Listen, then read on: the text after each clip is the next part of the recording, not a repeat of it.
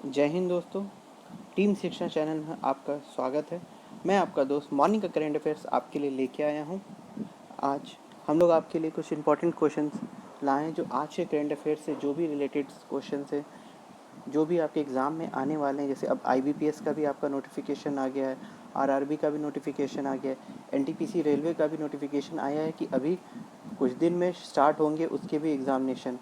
तो अब जब तक एग्ज़ामिनेशन ना हो जाए तब तक तो कंफर्म नहीं किया जा सकता, लेकिन जब तक ये नोटिफिकेशन जो है उसके आधार पे है कि आप लोग अपनी तैयारी अच्छे से शुरू कर दें अभी से, और अच्छे से शुरू कर दें। Current affairs, general awareness, mathematics, science, reasoning, quantitative, ये सब पे तैयारी शुरू कर दें। इंग्लिश। चलिए देर ना करते हुए आज का करंट अफेयर्स सेशन शुरू करते हैं। कल के वीडियो में मैंने आपसे क्वेश्चन किया था, अंडमान निकोबार की राजधानी का नाम क्या है? तो इसका सही जवाब है पोर्ट ब्लेयर। अंडमान निकोबार की राजधानी पोर्ट ब्लेयर, इसका सही जवाब मोहम्मद आकिब ने दिया था। कॉन्ग्रेचुलेशन। आप ऐसे ही हमारे चैनल की वीडियोस रेगुलर देखते रहें और अपना करंट अफेयर्स अपडेट हमेशा करते रहें। पोर्ट ब्लेयर जो है, अच्छा पहले तो अंडमान निकोबार, पहले ये समझ लीजिए, अंडमान निकोबार एक केंद्र शासित प्रदेश है, मतलब कि यूनियन टेरिटरी है। यहाँ पे मुख्यमंत्री नहीं है। कुछ हैं यूनियन टेरिटरी जहाँ पे मुख्यमंत्री बैठते हैं, जैसे कि आपका दिल्ली है, दिल्ली में मुख्यमंत्री बैठते हैं, पौंडीचेरी में मुख्यमंत्री बैठते हैं, और जम्मू कश्मीर, जब जम्मू कश्मीर तो पहले एक स्टेट था, लेकिन 31 अक्टूबर 2019 को जो संसद में जो पास हुआ, 5 अगस्त 2019 को संसद में पास हुआ, लेकिन अमेंडमेंट जो हुआ, संविधान से संशोधित किया गया, उसमें 31 अक्टूबर 2019 को किया गया। तो उस समय से जम्मू कश्मीर जो है ये दो अलग अलग केंद्र शासित प्रदेश बन गए। जम्मू कश्मीर एक अलग और लद्दाख एक अलग केंद्र शासित प्रदेश बन गया। तो इस 3 ऐसे राज्य हैं, 3 ऐसे केंद्र शासित प्रदेश हैं जहाँ पे मुख्यमंत्री कब है। अभी जम्मू कश्मीर में तो इलेक्शन नहीं है, इलेक्शन होंगे तो वहाँ भी मुख्यमंत्री बैठेंगे। वर्तमान में दिल्ली और पौंडीचेरी में मुख्यमंत्री बैठते हैं। चलिए अंडमान निकोबार पे आते हैं। अंडमान निकोबार की कैपिटल पोर्ट ब्लेयर है।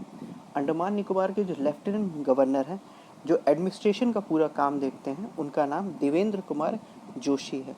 अंडमान निकोबार के जो हाई कोर्ट के जो चीफ जस्टिस है, उनका नाम TB राधा कृष्णन है। चलिए अब आज के क्वेश्चन से शुरुआत करते हैं। भारतीय प्रतिभूति एवं विनिमय बोर्ड सेबी के चेयरमैन अजय त्यागी के कार्यकाल को कितने महीने तक बढ़ा दिया गया है?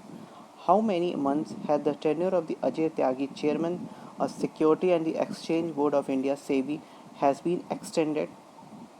इसका सही जवाब है 18 महीने। बी 18 महीने के लिए अजय कुमार त्यागी का कार्यकाल बढ़ा दिया गया है। सेबी के जो चेयरमैन है अजय कुमार त्यागी का कार्यकाल इस साल सितंबर के आखिरी में ख़त्म हो रहा था। केंद्र सरकार ने त्यागी के कार्यकाल को फरवरी 2022 तक के लिए बढ़ा दिया है। केंद्र सरकार ने इससे पहले त्यागी के कार्यकाल को इस साल फरवरी में 6 महीने के लिए और बढ़ाया था, जब उनका पहला 3 साल का कार्यकाल खत्म होने के करीब था। अजय त्यागी हिमाचल प्रदेश के IAS ऑफिसर हैं जो 1984 बैच के हैं। ये रिटायर हो चुके हैं। The tenure of the SEBI chairman Ajay Tyagi was ending in the late September this year. The central government has extended Tyagi term till February 2022. The central government had earlier extended the Tyagi term for the 6 months in February this year, where he was a 3-year term was nearing completion. Ajay Tyagi is a 1984 batch IAS officer of Himachal Pradesh cadre. He is a retired officer. Friends, मैं आपको English में भी समझाता हूँ और हिंदी में भी। आप दोनों का स्क्रीनशॉट लेके रख लें ताकि आपको कभी, देखिए करंट अफेयर्स क्या है, ऑब्जेक्टिव तो आपको पता हो जाता है, ऑब्जेक्टिव आप कभी तुक्का लगाते कभी नहीं, लेकिन अगर आपको विद डिटेल आप अगर पढ़े रहते हैं किसी चीज़ को ना, जितनी आपके करंट अफेयर्स में ज़रूरत है विद डिटेल आपको जो पता रहता है, उससे आपको उसको माइंड मेकअप तुरंत हो जाता है। और मैं आपको कुछ कुछ चीज़ों की इमेजेस दिखा देता हूँ जिससे आपको पूरा माइंड में सेट हो जाता है। आपको ऑब्जेक्टिव में कोई पूछे ना पूछे, आपको वन लाइनर में भी कहीं आए वो आप तुरंत बता देंगे। ऐसा आपको मैं डिटेल इन्फॉर्मेशन के थ्रू समझाता हूँ। चलिए दूसरे क्वेश्चन की तरफ बढ़ते हैं। आयरलैंड के किस पूर्व राजनीतिक और नोबेल पुरस्कार विजेता का हाल में ही निधन हो गया है? Which former Ireland politician and the Nobel laureate died recently? इसका सही जवाब है A John Hume. John Hume जो है वो आयरलैंड के पूर्व राजनीतिक और नोबेल पुरस्कार विजेता है जिनका हाल में ही निधन हो गया है। अच्छा, इनको नोबेल पुरस्कार क्यों मिला था उसका देखिए, पहले तो 83 वर्ष की उम्र में उनका निधन हो गया। जॉन ह्यूम उत्तरी आयरलैंड में विरोधियों के साथ समझौता कराने में अहम भूमिका के लिए उनको नोबेल पुरस्कार मिला था। जैसे आयरलैंड में जो नॉर्थ आयरलैंड है, साउथ आयरलैंड है, जैसे हमारे इंडिया में बोलते हैं ना, north India, east India, waste India, south India, हम लोग इसको जोन में डिवाइड किए। वैसे आयरलैंड में नॉर्थ आयरलैंड और साउथ आयरलैंड था। उसके लोग जो विरोधी थे, जैसे कुछ विरोधी होते हैं कि हम ये रूल नहीं मानेंगे, तो उन लोगों के बीच में समझौता कराया था। तो उसके लिए जॉन ह्यूम को वहाँ पे नोबेल पुरस्कार दिया गया था। जॉन ह्यूम का जो जन्म हुआ था वो 18 जनवरी 1937 में उत्तरी आयरलैंड के लंडनडेरी शहर में हुआ था। जॉन ह्यूम 1970 में स्थापित social democratic and labour party के संस्थापक सदस्यों में से थे। Former Ireland politician and the Nobel laureate John Hume died recently. He was the 83-year-old John Hume was awarded the Nobel Prize in his country, Northern Ireland, for his pivotal role in the negotiating with the rebels. The settlement ended violence in the Northern Ireland. John Hume was born on 18 January 1937 in the city of Londonderry, North Ireland. John Hume was one of the founding members of the Social Democratic and the Labour Party founded in 1970. अब इनके image के through देखिए, John Hume के बारे में बता रहा था। 18 जनवरी 1937 1937 में इनका ये पैदा हुए और 2020 में इनकी डेथ हो गई। ये हैं जॉन ह्यूम। ये आयरलैंड के थे। देखिए, ये है आपका आयरलैंड, ये देखिए, ये है पूरा आयरलैंड आपका, ये है उत्तरी आयरलैंड। तो उत्तरी आयरलैंड जो है, इसी में लंडनडेरी में ये पैदा हुए थे। और आयरलैंड का जो कैपिटल है वो डबलिन है। पहले क्या था कि इसको अलग अलग, इसीलिए मैं पहले का नक्शा आपको बता रहा हूँ ताकि कैसे आप समझ सकें कि इन दोनों के बीच में विरोध चलता था कि मैं इसको नहीं मानता हूँ। तो उस तरीके से इस पर सेटलमेंट कराया था इन्होंने। ये है आयरलैंड का नेशनल फ्लैग। ये हैं आयरलैंड के जो करंट में जो प्राइम मिनिस्टर हैं, माइकल मार्टिन, यहाँ के करंट प्राइम मिनिस्टर हैं आयरलैंड के। इनको आयरिश बोला जाता है, आयरिश प्राइम मिनिस्टर। तो आयरलैंड में जैसे बोला जाता है ना, जैसे इंडियंस, इंडिया को इंडियंस बोला जाता है, Indians prime minister Narendra Modi, वैसे आयरलैंड में Irish prime minister Michael Martin. चलिए नेक्स्ट क्वेश्चन देखते हैं। लेबनान सरकार ने बेरूत में विस्फोट हमले के कारण कितने दिन के लिए देश में इमरजेंसी लगाने की घोषणा की है? How many days has the Lebanese government announced to impose emergency in the country due to the explosive attack in Beirut? इसका सही जवाब है 2 वीक्स। 2 वीक्स के लिए, 2 सप्ताह के लिए लेबनान में इमरजेंसी लगा दी गई है। लेबनान की जो राजधानी बेरूत में एक भीषण विस्फोट के बाद सरकार ने 2 सप्ताह के लिए आपात स्थिति की घोषणा की है। इस दौरान सेना को व्यापक अधिकार प्रदान किए गए हैं। विस्फोट के कारण शहर में मीलों तक इमारतों को नुकसान पहुंचा। यह धमाका तब हुआ जब लेबनान की आर्थिक संकट बुरी तरह से घिरा हुआ था। लेबनान के स्वास्थ्य मंत्री हमाद हसन ने कहा है कि धमाके में कई लोग जख्मी और भारी नुकसान हुआ है। After a horrific explosion in the Lebanese capital Beirut, the government has declared the state of the emergency for the 2 weeks, and during this time the army has been given with wide power. The explosion has damaged buildings in the city for the miles away. The explosion occurred when the Lebanon was badly influenced in the economic crisis. Lebanese Health Minister Hamad Hassan had said that many people have been injured in the blast and the heavy damage has been done. अब मैं आपको image के through बताता हूँ। जो Lebanon में जो attack हुआ है, देखिए ये पूरी बिल्डिंग्स थी, वहाँ पे अटैक। अब ये तो आपको अटैक की बात का सीन है। ये देखिए, ये जो मैं फिगर आपको दिखा रहा हूँ, ये वहाँ पे, ये पहले का सीन है, अटैक के पहले का सीन। देखिए, ये है लोकेशन जहाँ पे ब्लास्ट हुआ है। यहाँ पे लेबनान का पोर्ट वेयर हाउस है। अच्छा, ये जो ब्लास्ट हुआ, पहले ये था कि किस देश ने कराया, इजराइल ने कराया या कहाँ से, अमेरिका ने कराया, इस तरीके का था। लेकिन लेबनान गवर्नमेंट ने खुद माना कि उनके तरफ से हुआ। असल में यहाँ पे जो है, जो वेयर हाउस में सी पोर्ट से सामान जा रहे थे, वहाँ के नारकोटिक्स में कुछ एक्सप्लोजन टाइप का था, वहाँ पे उसको स्टोर कर लिया था। जो वहाँ के बिजनेसमैन थे उनको नहीं मिल पाया, तो वो स्टोर, जैसे हम लोग नहीं गाड़ियों, जैसे पुलिस वाली गाड़ी पकड़ लेते हैं बिना नंबर की, तो एक जगह कबाड़ में पड़ी रहती है, गलती से अगर वहाँ पेट्रोल होता ही है, सूख जाए, पड़ जाए, तो पूरे गाड़ी में आग लगे, तो लंबी दूरी तक आग लग जाती है। तो वैसे ही यहाँ पे था, तो वहाँ पे कुछ गलती हुई लेबनान गवर्नमेंट के उससे, जिस वजह से वहाँ पे एक्सप्लोजन हुआ बहुत ज़्यादा, जिस वजह से वहाँ की पूरा जो ये एक्सप्लोजन इतना भयानक था। आप इस फिगर में देखिए, जैसे बोला जाता है कि जो 6 अगस्त और 9 अगस्त को हिरोशिमा नागासाकी जो न्यूक्लियर अटैक हुआ था, उससे भी कहीं ज़्यादा भयानक एक्सप्लोजन हुआ था। लोगों को लगा कि ये कहीं न्यूक्लियर अटैक तो नहीं है, लेकिन ऐसा कुछ नहीं था, ये एक्सप्लोजन हुआ था वहाँ पे।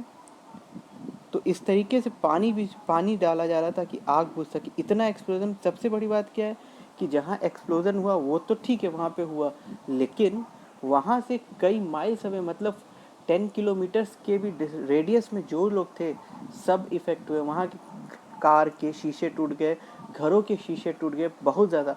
और ये लेबनान में ऐसे टाइम पे हुआ है फ्रेंड, जब लेबनान इकोनॉमिक क्राइसिस से जूझ रहा है। वैसे तो पूरा विश्व इस समय इकोनॉमिक क्राइसिस से जूझ रहा है कोरोना वायरस के कारण, लेकिन लेबनान, ये सब कंट्रीज़ जो थे वो बहुत ज़्यादा इकोनॉमिक क्राइसिस से जूझ रहे हैं। जैसे टर्की भी इस समय जूझ रहा है, जब से अमेरिका ने उसको स्विफ्ट सिस्टम से बाहर कर दिया है, तब से टर्की को भी दिक्कत हो रही है। तो इस तरीके से है कि लेबनान के साथ बहुत उसमें हुआ। तो लेबनान सरकार ने इसलिए 2 हफ्ते के लिए इसको अपने गवर्नमेंट को, अपने पूरे कंट्री को इमरजेंसी लगा के 2 हफ्ते के लिए पूरा बैन कर दिया। और जो वहाँ का डिफेंस है या पुलिस सेक्टर है, उन्हें बोल दिया है कि आप अपनी पूरी तैयारी करें, जितना हो सके लोगों को बचाइए।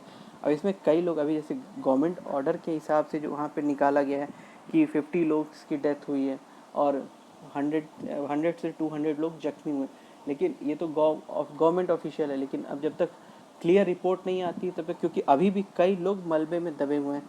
इतनी सोचिए, आप खुद इस फिगर में देख रहे होंगे कितना ये इधर सुंदर शहर था, ये बेरूत जो है वहाँ का कैपिटल है। वेयर हाउस, गाड़ी, बहुत बड़ा सीपोर्ट है ये, यहाँ पे पूरा ये वेयर हाउस है, इधर पूरे शहर बसे हैं।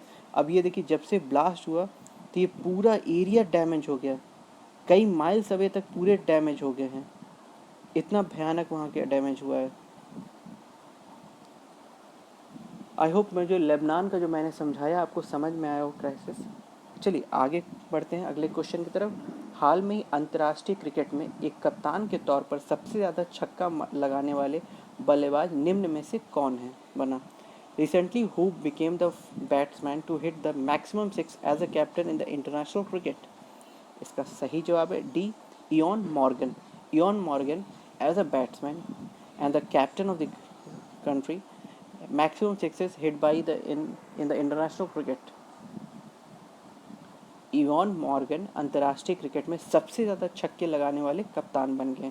इवॉन मॉर्गन बतौर कप्तान, ये सिर्फ एज ए कैप्टन मैं उनको बता रहा हूँ, जब वो कैप्टन बने तो बतौर कप्तान अंतर्राष्ट्रीय क्रिकेट में उन्होंने 213 छक्के लगाए हैं। और महेंद्र सिंह धोनी ने हमारे 211 छक्के लगाए हैं। धोनी ने ऑस्ट्रेलिया के जो पूर्व कप्तान थे रिकी पॉन्टिंग, जो 171 छक्के लगा के सबसे नंबर 1 पे उनको पीछे छोड़ा था, वर्ल्ड रिकॉर्ड बनाया था, अपने नाम किया था 211 छक्के मार के। लेकिन अब महेंद्र सिंह धोनी का रिकॉर्ड इयॉन मॉर्गन ने तोड़ दिया, जो 213 छक्का लगा दिए हैं। Ian Morgan has become the captain of the most sixes in the international cricket. Ian Morgan has the captain 213 sixes in the international cricket, has broken the world record of 211 sixes by Mahendra Singh Dhoni. Dhoni has surpassed 171 sixes of the former Australian captain Ricky Ponting and set a world record. देखिए ये ion Morgan है, ये उस समय की figure है, photo मैंने आपके लिए लगाई है जब इयॉन मॉर्गन ने 2019 का जो वर्ल्ड कप हुआ था उसमें इंग्लैंड जीती थी। इयॉन मॉर्गन इंग्लैंड टीम के कैप्टन हैं। नेक्स्ट क्वेश्चन, हाल में ही किस देश द्वारा जारी किया गया नया राजनीतिक नक्शा जम्मू कश्मीर, लद्दाख, जूनागढ़ को अपना हिस्सा दिखाया गया है? The new political map release by the which country recently showed its share of Jammu Kashmir, Ladakh and Junagadh? इसका सही जवाब है पाकिस्तान, सी पाकिस्तान। पाकिस्तान ने भी नेपाल की तरह एक नया राजनीतिक नक्शा जारी किया है। भारतीय इलाकों जम्मू कश्मीर, लद्दाख और गुजरात के जूनागढ़ को अपने नक्शे में शामिल किया है। यह पहली बार है जब पाकिस्तान इन इलाकों पर अपने नक्शे में दिखाया है। पाकिस्तान ने से पहले नेपाल ने भी अपना नया मानचित्र जारी किया, जिसमें भारत के लिपू लेक, काला पानी और लिम्बूधुरा को अपना हिस्सा दिखाया। Like Nepal, while the releasing a new political map, India has included Jammu Kashmir, Ladakh, Junagadh, Gujarat in its map. This is the first time Pakistan shows these areas in the map. Before Pakistan, Nepal has released its map that showed India's Lipu Lake, Kale Pani and Limpudira in its share. अब देखिए, पाकिस्तान ने जैसे नेपाल ने अपना पहला एक नया मानचित्र बनाया, जिसमें उसने लिम्पुधुरा, काला पानी और लिपू लेक को अपना हिस्सा बताया, जो कि उत्तराखंड राज्य में है, 371 किलोमीटर के पूरे उसमें है। तो इसको नेपाल ने अपना हिस्सा बताया। अब नेपाल के बारे में क्या बोलूँ फ्रेंड्स, नेपाल का ये कहना है कि जो अयोध्या है वो भी नेपाल में है, असली अयोध्या, तो उसमें तो मैं कुछ बोल नहीं सकता हूँ। वहाँ के पीएम जो है इस समय ये नहीं सोच रहे हैं कि कोरोना काल में किस तरीके से लोग रह रहे हैं। वहाँ के इतनी भूखमरी हो गई है नेपाल में, आप न्यूज़ सुनते होंगे, जैसे न्यूज़ में आ रहा है कि नेपाल में इस समय जो वेजिटेबल्स हैं या जो फूड ग्रेन्स हम लोग इंडिया में लेते हैं, वहाँ पे दाल जो है इस समय दाल जो है वहाँ पे 1200 रुपये किलो मिल रही है, 1200 रुपीज़ केजी मिल रहा है। चावल 1000 रुपीज़ है वहाँ पे। आलू आपका 500 के नियर अबाउट मिल रहा है ऑनियन, और आलू आपका 400 के नियर अबाउट है। अब सोचिए वहाँ के पीएम को ये नहीं समझ में आ रहा है कि इसका में अभी जो है बाद में करें जो उनको समझ में आ रहा है, लेकिन अभी तक नहीं किए और अचानक वो कर दिए। वैसे ही उन्हीं का देखा देखी पाकिस्तान ने भी नया मैप, अब तक पाकिस्तान सिर्फ जम्मू कश्मीर और लद्दाख में हिस्सा करता था, अब एक नया जूनागढ़ में भी कर दिया। जबकि जूनागढ़ जब भारत का इंडिपेंडेंस हुआ था उसी समय ये भारत का हिस्सा बन गया था। पहले पाकिस्तान उसको ले रहा था लेकिन अब नहीं ले रहा, उसके बाद नहीं लिया, तो पाकिस्तान वहाँ से, लेकिन फिर पाकिस्तान ने एक नया मानचित्र बना दिया। और इन दोनों देशों का ये फॉर्मूला है, ये दोनों मैप लेके जाएंगे, यूएन के सामने प्रस्तुत करेंगे, यूएन इस पर मोहर। जबकि यूएन का जो अगर आप फंक्शन पढ़ेंगे तो यूएन कभी भी किसी भी देश के पॉलिटिकल मैप को पास नहीं कर सकता है। इसीलिए जैसे भारत का जम्मू कश्मीर और पाकिस्तान जो कहता है क्लेम करता है, उसका मामला यूएन गया, वो आज तक यूएन में पड़ा ही हुआ है, क्योंकि यूएन सिर्फ उस पर डिस्कस कर सकता है, दोनों लोग को शॉर्ट आउट करने को बोल सकता है, लेकिन पास नहीं कर सकता है। क्योंकि कोई भी अगर यूएन पास करे, किसी एक देश ने वीटो लगा दिया तो पास होगा नहीं। वैसे ही नेपाल और पाकिस्तान ने दोनों अपना नया नया मैप बना के भेजा है, तो पास थोड़ी ना होना है, वो ऐसे ही एज इट इज़ पड़े रहेंगे। ये एक तरीके से क्या है कि साइकोलॉजिकल इफेक्ट डालना चाह रही हैं, क्योंकि इंडिया से ये दोनों कंट्रियाँ जीत तो सकती नहीं है डिफेंस में। नेपाल की तो बात ही छोड़ दी है, नेपाल से तो पूरा इंडिया, अगर नहीं भी मैं कहूँ तो मुझे अपने जवानों पे इतना यकीन है, पुलिस वालों पे और आर्मी पे। सिर्फ यूपी बिहार के लोग भी अगर अकेले नेपाल की पुलिस कर दे, यूपी बिहार की पुलिस और यूपी बिहार में जो आर्मी के कुछ एम्प्लॉयमेंट दे दे, डिप्लॉय कर दे, तो यूपी बिहार की ही जो पुलिस है और डिफेंस मिल के पूरे नेपाल को संभाल लेंगे। लेकिन नेपाल कुछ बहुत उसमें है नहीं। हाँ, नेपाल के जो गोरखा सैनिक है उनको हम लोग सैल्यूट करते हैं, लेकिन इस वजह से नेपाल में पता नहीं क्या, नेपाल के लोग भी समझ रहे हैं, लेकिन जो पॉलिटिकल विंग है वहाँ की, वो उनको नहीं समझ में आ रहा है। आज तक उनको कोई दिक्कत नहीं था। पाकिस्तान का तो कुछ कहना नहीं है, आज तक पाकिस्तान भी वैसे ही कह रहा था। चलिए फ्रेंड्स, आगे बढ़ते हैं। हाल में ही किस राज्य ने जल्द में ही हिम तेंदुआ संरक्षण केंद्र की स्थापना की है? In which state will show the snow leopard conservation center be set up soon? इसका सही जवाब है उत्तराखंड। उत्तराखंड राज्य में हिम तेंदुआ संरक्षण केंद्र को स्थापित किया गया होगा। उत्तराखंड ने जल्द में ही हिम तेंदुआ संरक्षण केंद्र स्थापित होगा। उत्तरकाशी वन प्रभाव क्षेत्र के संरक्षण केंद्र स्थापित किया गया है। इस राज्य में शीतकालीन पर्यटन को बढ़ावा देने के लिए हिम तेंदुआ संरक्षण केंद्र स्थापित किया जाएगा। उत्तरकाशी और पिथौरागढ़ जिलों में हिम तेंदुआ बड़ी संख्या में देखे गए, हालांकि अभी तक गिनती नहीं की गई है इन तेंदुओं की। Soon, Snow Leopard Conservation Center will be established in Uttarakhand. This conservation center will be set up in Uttarkashi Forest Area Division. This Snow Leopard Conservation Center will be the established To promote the winter tourism in the state, snow leopards have been seen in the large number of Uttarkashi and Pithoragarh district. However, they have not been counted.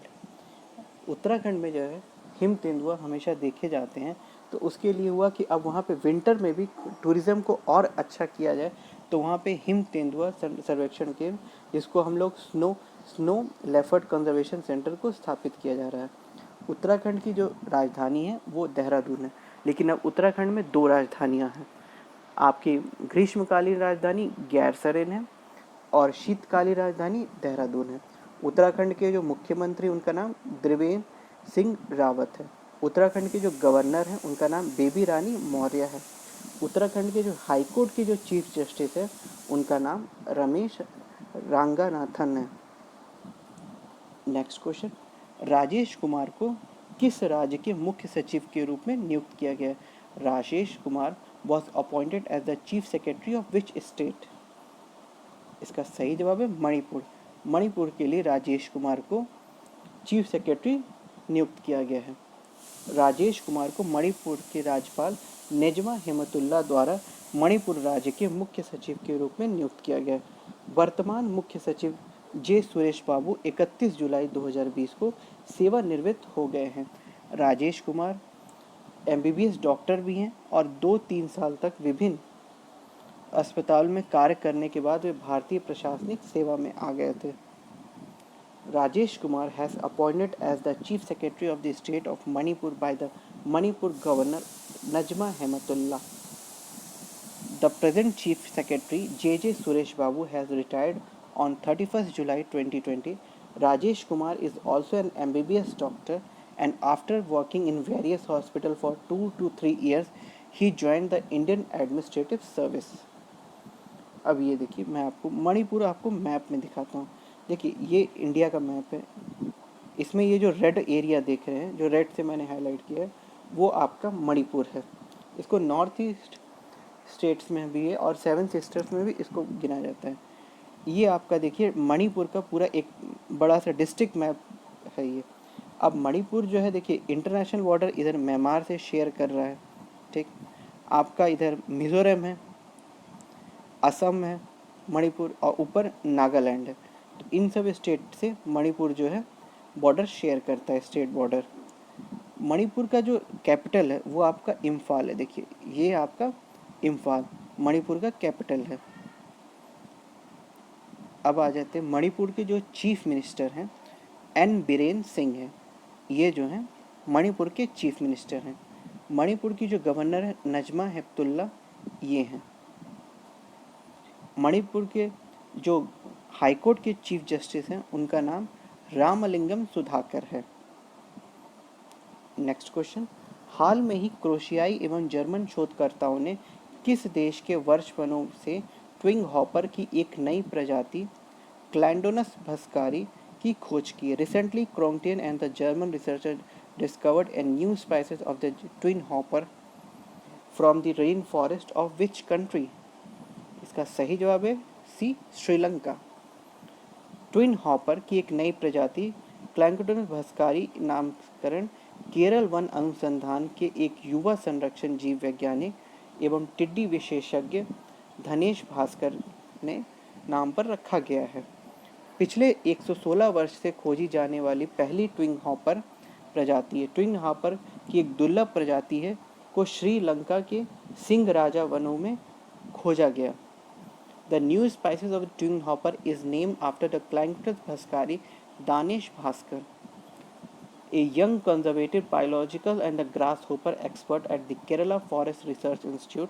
This was the first new twin hopper species discovered in the last 116 years.